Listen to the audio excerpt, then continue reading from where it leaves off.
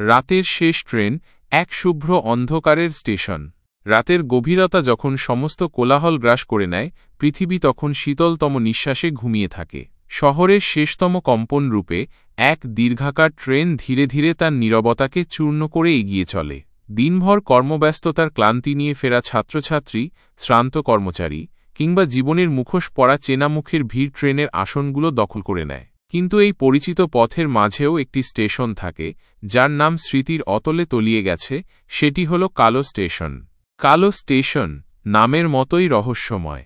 এটি শহরের একেবারে প্রান্তে, জনবসতি থেকে বহুদূরে এক নির্জন স্থানে অবস্থিত।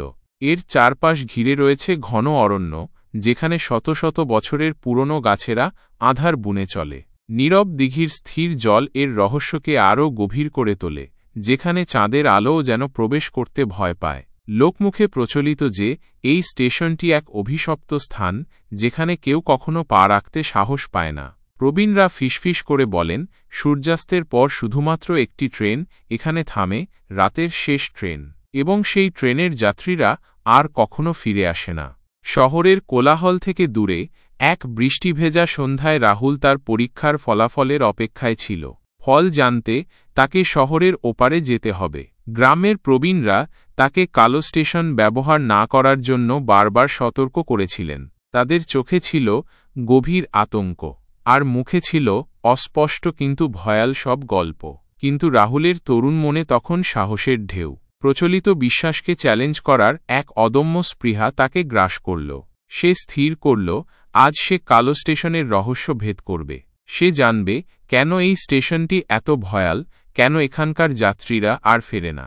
সেই রাতে, যখন আকাশে নক্ষত্রের চিহ্নও ছিল না, রাহুল একাকী কালো স্টেশনের দিকে হেঁটে চলল।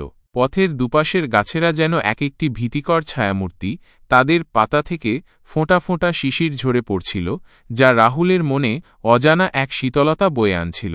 স্টেশন প্ল্যাটফর্মে পৌঁছতেই এক অদ্ভুত নীরবতা তাকে গ্রাস করল। আশেপাশে কোনো প্রাণের চিহ্ন নেই, এমনকি ঝিঝি পোকাদের ডাকও শোনা যাচ্ছে না। প্রাচীন কংক্রিটের টিকিট কাউন্টারটি ধুলো আর মাকড়সার জালে ঢাকা। ভাঙা বেঞ্চগুলো যেন দীর্ঘকাল ধরে কোনো অপেক্ষার ভারে নুয়ে পড়েছে। প্রতিটি ইটের ফাটলে, প্রতিটি ফাটল ধরা দেয়ালে যেন ইতিহাস কথা বলছিল। রাহুলের মনে হল, স্টেশনটি কেবল একটি পাথরের কাঠামো নয়, এটি জীবন্ত, যেন তার অতীতে ঘটে যাওয়া প্রতিটি বিভীষিকাময় ঘটনা আবার স্মরণ করিয়ে দিচ্ছে। বাতাস বইছিল না, তবু তার কানে ফিসফিসানির মতো শব্দ ভেসে আসছিল, যা তার হৃদয়ের গভীরে এক অস্থিরতা তৈরি করছিল। হঠাৎ করেই দূরে এক তীক্ষ্ণ শীষ শোনা গেল, এবং ধীরে ধীরে সেই শীষ এক গম্ভীর গর্জনে পরিণত হল। আঁধারের বুক চিরে এক ধূসর, ক্ষয়ে যাওয়া ট্রেন প্ল্যাটফর্মে এসে দাঁড়াল। তার আলো ছিল ম্রিয়মান, যেন শত বছর ধরে ব্যবহৃত হতে হতে তার তেজ ফুরিয়ে গেছে।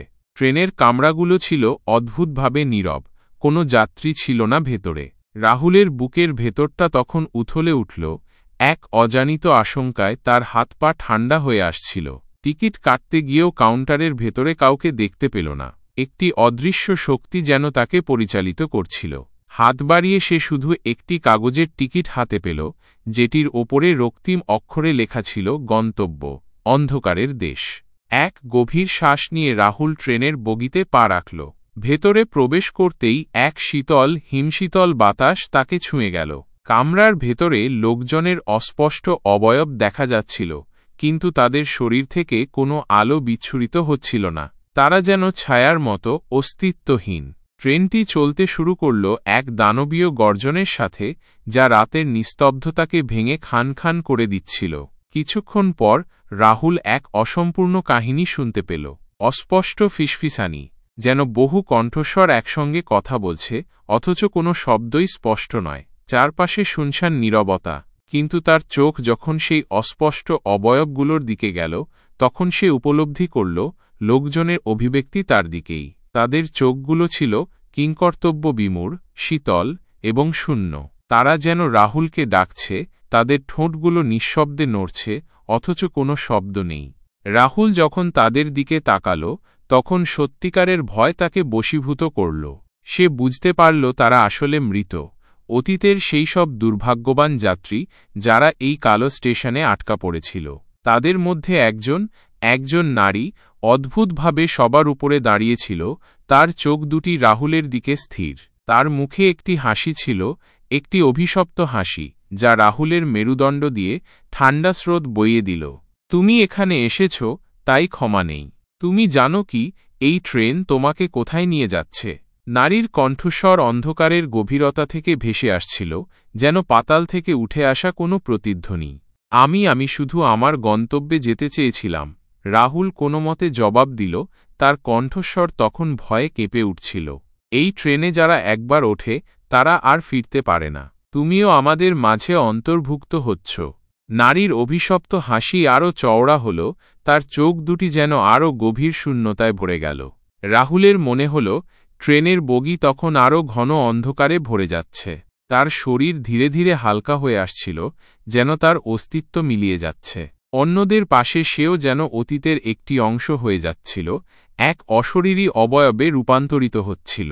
তার স্মৃতি, তার পরিচিতি, সবকিছু যেন বাতাসের সঙ্গে মিশে যাচ্ছিল। ট্রেনের প্রতিটি ঝাঁকুনি তাকে তার বর্তমান থেকে দূরে ঠেলে দিচ্ছিল, এক অনন্তকালের যাত্রায়। এভাবে কত সময় কেটে গেল তার কোনো ধারণা ছিল না। অবশেষে ট্রেন শেষ স্টেশনে পৌঁছল। রাহুলকে নিয়ে গেল এক অন্ধকারতম স্থানে, যেখানে কেবল কষ্টের ধূসরতা। তার মনে হল এই অনন্ত অন্ধকারের মধ্যে সে চিরতরে হারিয়ে গেছে। এই কালো স্টেশন, তার অভিশপ্ত ট্রেন, এখন তার নতুন বাস্তবতা। এখনও রাতের শেষ ট্রেনটি আসে, এবং কালো স্টেশনে আবারও এক নতুন প্রাণী হুমড়ি খেয়ে পড়ে, এক নতুন যাত্রী। শহরের কেউ জানে না, কারণ কালো স্টেশন থেকে কেউ কখনো ফিরে আসে না। সেই রাতের পর থেকে শহরের আলো আরও উজ্জ্বল হয়ে ওঠে, যেন আধারকে দূরে ঠেলতে চাইছে।